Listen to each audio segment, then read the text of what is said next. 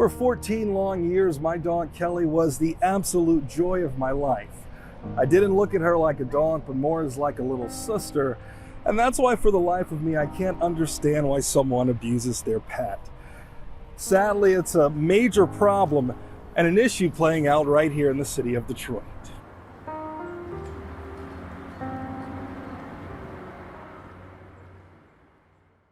A Macomb County veterinarian formally charged today with animal cruelty. Get over here! The defendant did seek that dog out in that video.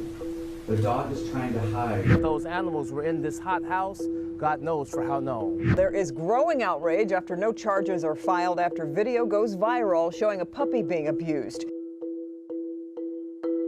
Animal abuse cases have exploded in the state of Michigan. According to some of the only Michigan-specific crime stats we could find, animal cruelty incidents leapt from 123 in 2016 to 607 in 2021. All of that is very clear here in the Motor City. We see horrific things. Unfortunately, we just got two dogs who were burned with scalding water. We see gunshots. We see choking with extension cords. A lot of times it's guessing how different scenarios played out for dogs, but what we do see is clearly the marks on their skin that tell a certain story. And these stories are tragic, but we've found solutions, like listing and tracking animal abusers. I'll explain what that looks like in a moment. But Myron Golden is an animal abuse investigator with Michigan Humane. Usually he's the first one to come into contact with some of the worst animal cruelty cases the city has to offer. Emergency rescue stuff. We do get the cases where the dog is, or we pick up deceased animals sometime, situations, cruelty cases. We get dogs that they're just so far gone where they can't be treated, and we pick up dogs that's been hit by cars, shot, stabbed, burned, in conditions where they're no longer treatable. In just the last few months, we've seen a dog buried alive and several others nearly beaten to death. Some simply because of a domestic abuse situation. Detroit Dog Rescue is one of the organizations hoping to stop it all.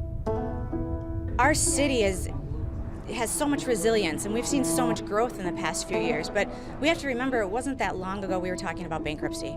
We were talking about foreclosure. So when you have all of those things, it's kind of the unfortunately perfect storm for animal abuse, anger, rage, all of those things, drug abuse, all of those things lead to animal abuse.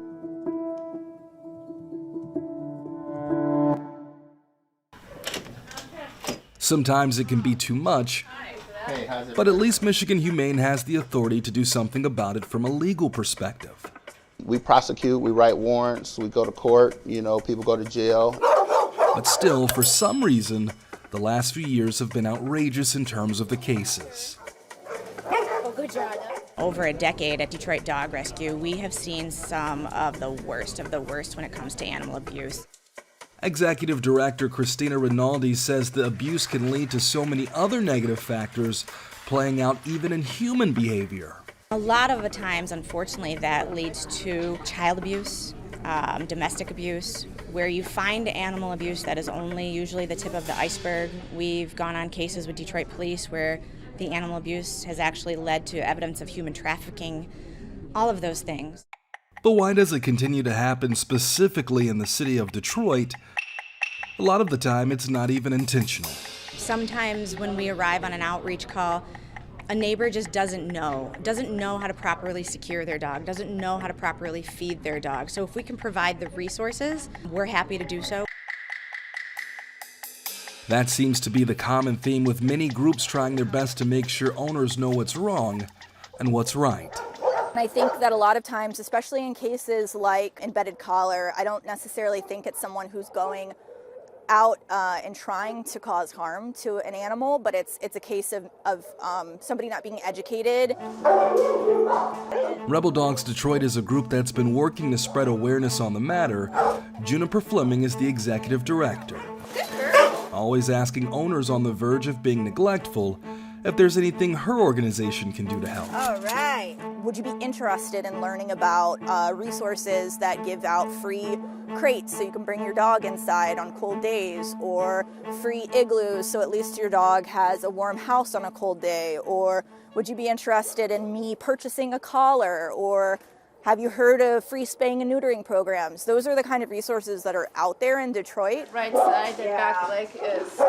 The group has been working to place stray dogs just like this little guy.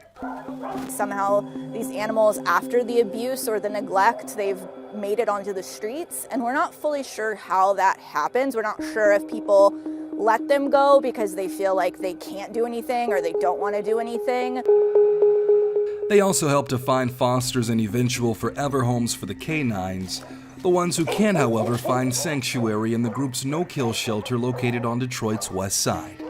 If you see someone, either your neighbor or a friend or a family member who is neglecting either on purpose or by accident a dog, starting a dialogue with them, being in communication, starting with the first question of like, what might you need for support? It can be overwhelming if you start thinking about how pervasive the issue really is, but just seeing it as one conversation at a time and doing what you can to address your immediate community can be a really great way to have an active impact. Another major issue is dog fighting, which in a way is one of the problems with the solution. These rings are so underground, sometimes they can fly way under the radar and right under a neighbor's nose. Every year, hundreds of pit bulls are seized in dogfighting rings. The sad part is that sometimes the people responsible don't see anything wrong. We got videos of children at dog fights, like children like 3-4 years old, and they're just watching dog fights. So their entire life, they don't see the issue in it. So then, they grow up and now they're an adult, and that's what their cousins and uncles and fathers and, the older gentlemen around them did. So they naturally fill the void and step in their shoes. The good news is that the state of Michigan is creating a new animal abuse registry to keep track of those accused of dogfighting and those who are cruel to animals. Juniper says it's a great start, but there needs to be more done.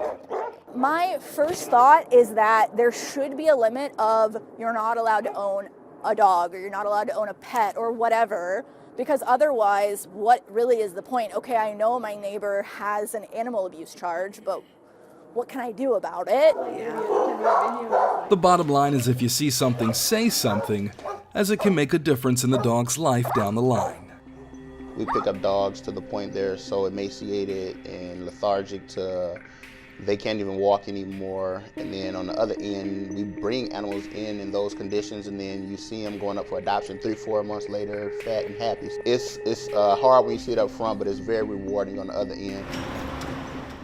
And even though they're making a difference themselves, the law and rescue groups can't do it alone. I think what keeps me going and the Detroit Dog Rescue team going there are agencies like Detroit Police, Detroit Fire, that are working so hard to rectify some of these situations, and together we have made progress in the last decade that I've been doing this, and that's what keeps me going.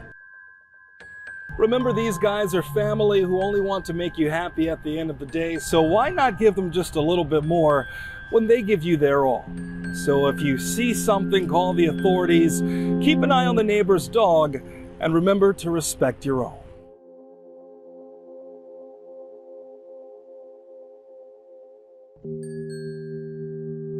There is a lot to discuss here, and we'd like to hear your opinions. Drop a comment below and make sure you hit subscribe to stay up to date with Solutionaries.